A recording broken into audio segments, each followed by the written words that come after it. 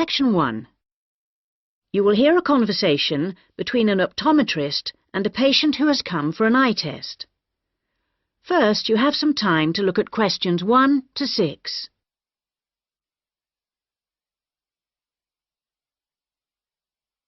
You will see that there is an example that has been done for you. On this occasion only, the conversation relating to this will be played first. Good morning. Can I help you? Yes, I'm here for an appointment at 10 o'clock with the optometrist. I'm a little early. I know it's only 10 to 10. Are you Simon Lee? Yes, I am. The time of the appointment is 10 o'clock, so 10 a.m. has been written in the space. Now we shall begin. You should answer the questions as you listen, because you will not hear the recording a second time. Listen carefully and answer questions 1 to 6. Good morning. Can I help you? Yes, I'm here for an appointment at 10 o'clock with the optometrist. I'm a little early. I know it's only 10 to 10. Are you Simon Lee? Yes, I am. I'm Rachel White, the optometrist here today. Come in and take a seat. Thanks. Before we test your eyes, I just need to get a few details from you. So, Simon, what's your full name? Simon Anthony. That's Anthony. And my family name is Lee. L-E-E. And your date of birth, Simon? The 1st of June, 1989. The 21st of June? No, the 1st of June. Oh, whoops, sorry. 1989. Ah, same year my son was born. What's your current address? I'm living at a hall of residence. Which one? At University Hall, not far from here, in Adams Terrace. University Hall. And do you have any medical insurance? Yes, I'm fully covered. And who are you insured with? I'm with Health for Life. Healthy Life. No, people always get that wrong. It's Health for Life. They're part of some big insurance company. Good. Now, Simon, have you ever had your eyes tested before? Yes, once, but not recently. It was when I was still at school. So, roughly when would that have been? Probably around September 2007. No, on second thoughts, it must have been the year before. September 2006. And my eyesight was fine then. But you're having a little difficulty now, are you? Well, yes. Since I started at university, I've been having difficulty with distance vision. I can't always see things in the distance. Well, let's have a look. Now, I'm just going to cover your left eye. Yeah. Can you read the top line? Yes. RBQS.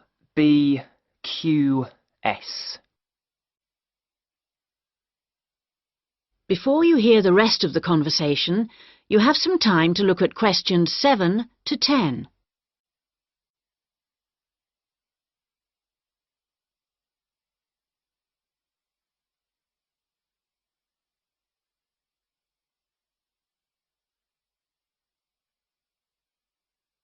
Now listen and answer questions 7 to 10. Well, Simon, your eyes have obviously got a little worse since your last test, and I think you're going to need to wear glasses. Not all the time, and not so much for reading or close work, but definitely for driving. Right, yes, I thought that was probably the case. So now you need to choose some frames. There's a wide range to choose from, as you can see. Can you give me some idea of the difference in cost? I quite liked the idea of some frameless glasses. Did you? Well, the prices vary enormously, like everything, but the frameless ones are the most expensive. The cheapest are the ones with the full frame. Perhaps I'd better go for those. Or why not try these ones with the half frame? They're not too bad. Yes, they look quite nice, and they're strong. Far less likely to break than the frameless ones. Oh, that's a good point. OK, I think I'll take those ones. If you pop back next Monday, I should have them ready for you, and you can pay for them when you pick them up. Thanks very much. Can I pay by credit card? You can, but there'll be a slight charge if you do that. Right, I'll pay by cash then, if you don't mind. No problem. Cash, credit card, debit card, all the same to us. See you on Monday. That is the end of section 1. You now have half a minute to check your answers.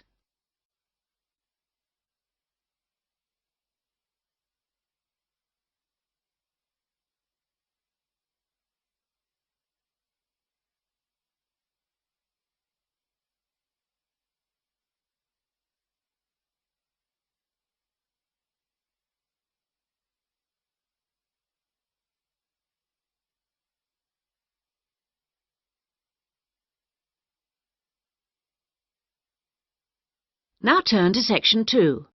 Section 2. You will hear an extract from an audio guide to the Taj Mahal. First, you have some time to look at questions 11 to 16.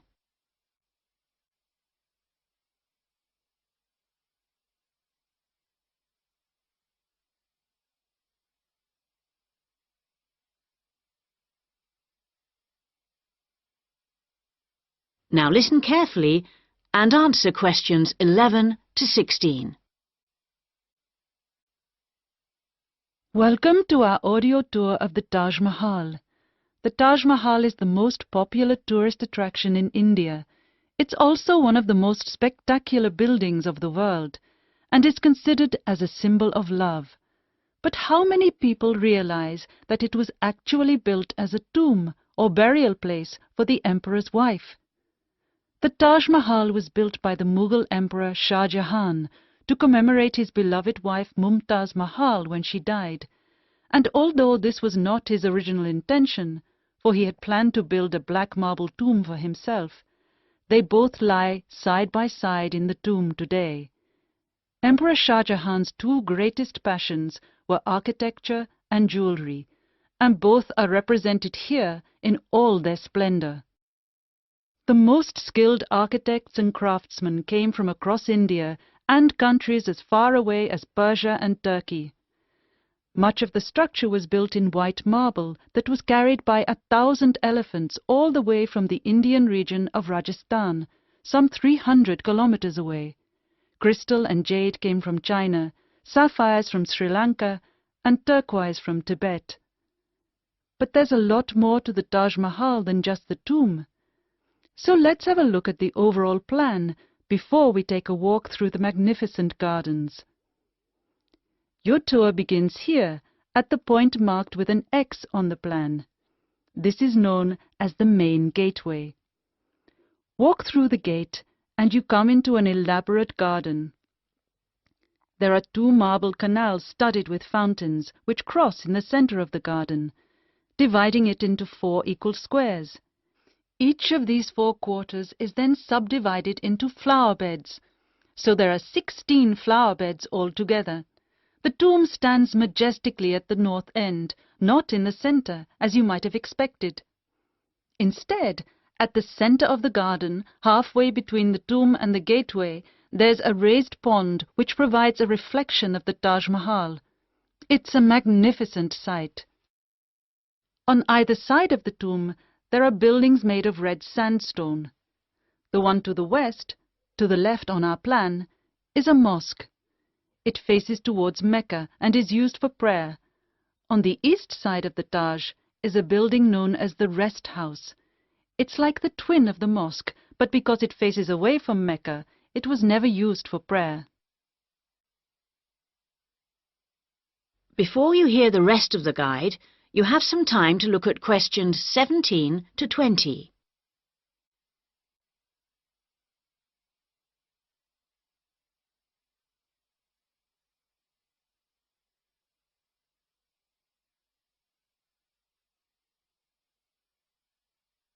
Now listen and answer questions 17 to 20. Many people have asked what the rest house was for. Was it a place for pilgrims to stay? Was it a meeting hall of some kind? Perhaps the most likely answer to this question is that its purpose is purely aesthetic, to act as a visual balance for the mosque and preserve the symmetry of the design of the whole complex. Let's have a look at some of the engineering features of the garden. For one thing, they require a constant supply of running water. When it was built, water was drawn from the river manually, using an elaborate rope and bucket system, pulled by a team of bullocks. The water was then brought through a broad water channel and held in a number of supply tanks. These tanks were at varying heights off the ground and were ingeniously designed to store the very large amounts of water required. Using an elaborate system of underground pipes, the water was then distributed from the supply tanks to each of the fountains. To ensure that the water pressure was the same throughout the garden, there was a copper pot under each fountain connected to the water supply. It was undoubtedly a brilliant system.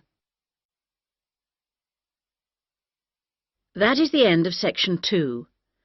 You now have half a minute to check your answers.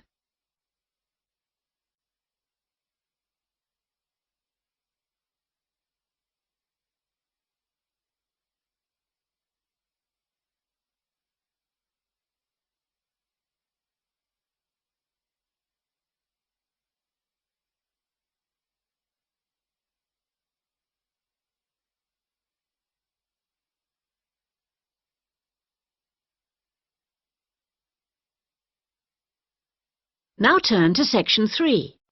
Section 3. You will hear a tutor and 2 students discussing the crop rice. First, you have some time to look at questions 21 to 24.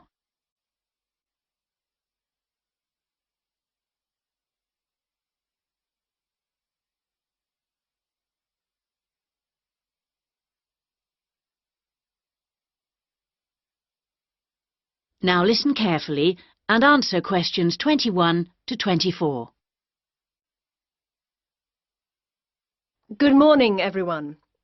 So, following on from our tutorial on European agriculture last week, Daisy and Eric are going to talk about the most commonly grown crop in Asia, which is, of course, rice. Eric, can you tell us what you've been working on? Yes, sure. We've been looking at the role of rice in a number of countries, how it's grown, ways of increasing production.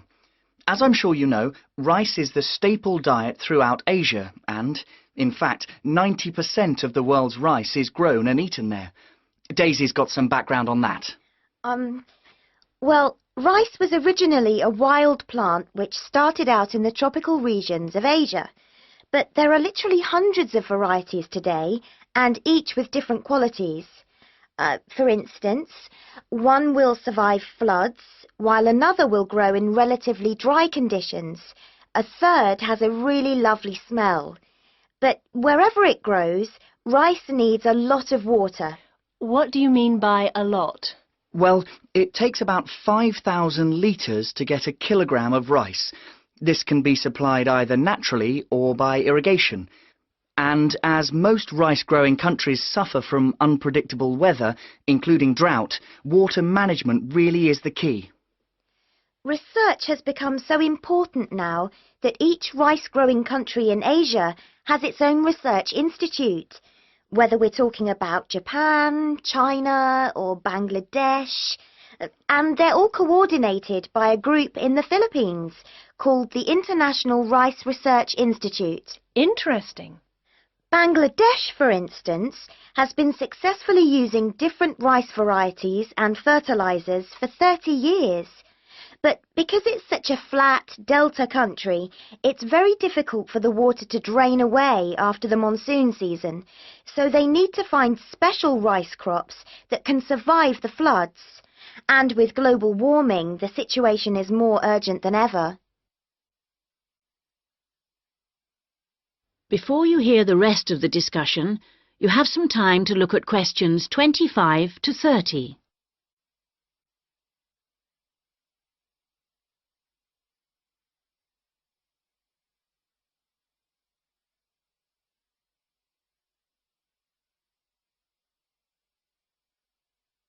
Now listen and answer questions 25 to 30. Now I'd like to move on to our comparative study. As you can imagine, China is the world's biggest rice-producing country. Collectively, the Chinese people probably eat more than 3 billion bowls of rice every day. Quite a statistic. And of course, rice plays an important cultural role too. We then compared China to Thailand. You know, even though Thailand only has about 64 million people, it's the world's #1 exporter of rice. Not China, as you might imagine. Is that so? Yes, they send their rice everywhere, in particular to Europe, as well as Africa and the Middle East.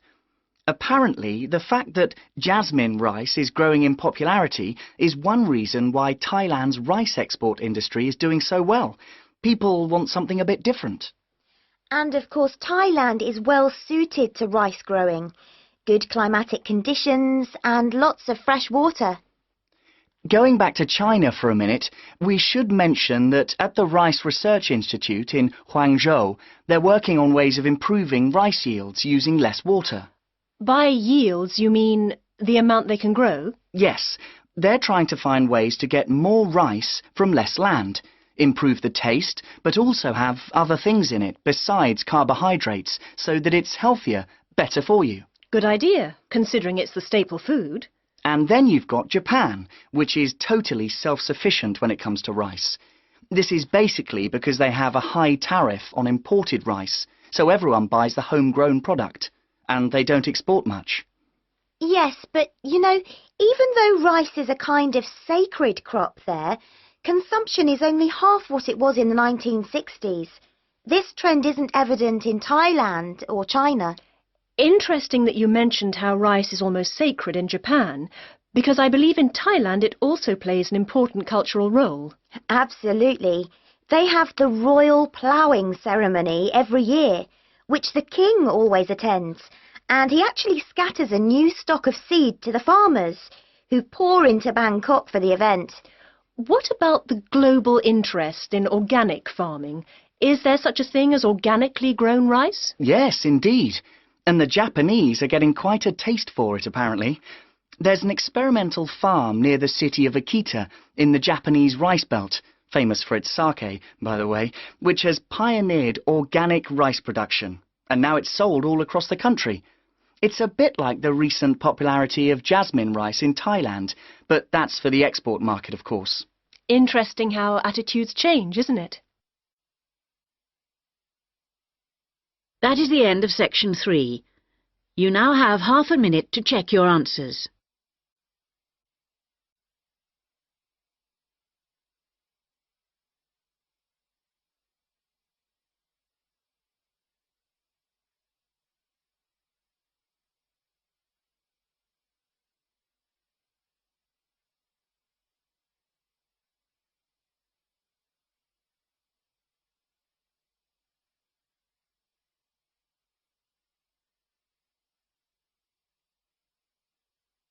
Now turn to section 4. Section 4. You will hear part of a lecture about writing for radio. First, you have some time to look at questions 31 to 40.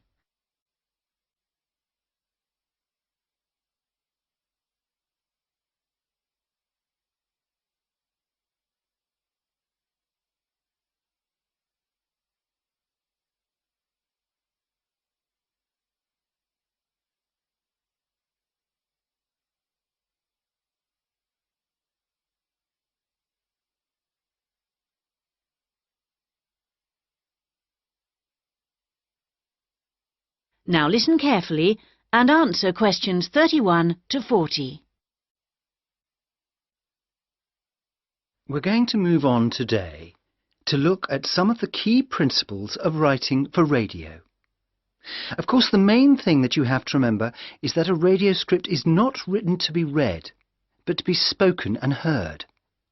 Now, putting this into practice is more difficult than it seems, because writing as we speak involves abandoning many of the normal rules of writing that have been taught to us from an early age.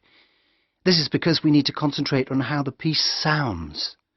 Written words convey information, but they don't convey the full meaning of what you want to say. They don't tell you what to emphasize, what speed something should be read at, or where the pauses should come. So these have to be indicated in a script. Whatever is said on radio, whether it's a link to a magazine programme, a film review, or even a voice piece in the news, needs to sound as if it's coming from the mind of the speaker, almost like part of a conversation, rather than something that's being read. Before you begin to write, it's a good idea to know who you're talking to visualise a typical member of the radio station's audience. If you're writing a film review for a local audience, for example, think about how you'd tell your grandmother about the film. Or if you're reviewing a pop concert, think about how you'd tell your friend about the band. The words have much more impact if each person feels they're being spoken to directly. So your tone needs to be informal. Rather than using impersonal words like listeners or the audience, you can make it more informal. Include them in what you're saying by referring to us and we. Once you know who you're talking to, the next thing is to work out what you're going to say. Don't forget that the person listening to you has no opportunity to ask questions. And in the same way, you can't repeat what you've just said. For these reasons, it's important that your script is logical and progresses smoothly. Too many facts too close together will cause confusion, so space them out evenly. The best scripts allow listeners to visualize what you're describing. For example, instead of giving the physical dimensions of a field, describe it as being the size of, say, a football pitch. If you're talking about a tall building, relate it to perhaps a 10-story block of flats. Now, all scripts need something that will grab the attention of the listener. You need something that'll make them say, "Hey, I want to stop and listen to this." So the first sentence has to do this for you. It needs to be intriguing, interesting, and then it needs to be backed up by a second sentence that explains what you're talking about. The last sentence should also give your listeners food for thought and can be in the form of a question or a statement that sums up the item.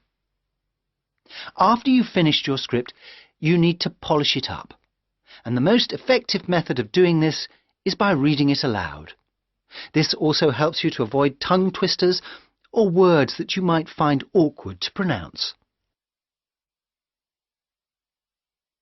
That is the end of section 4. You now have half a minute to check your answers.